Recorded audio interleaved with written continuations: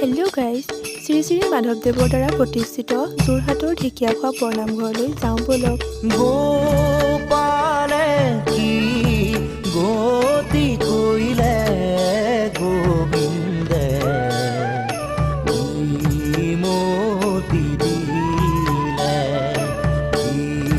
মতি দিলে নাথ বিফলে বয়ন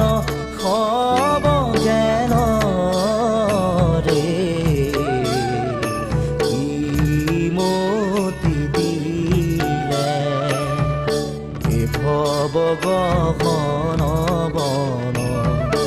আতি মোহ পাশে চন্দ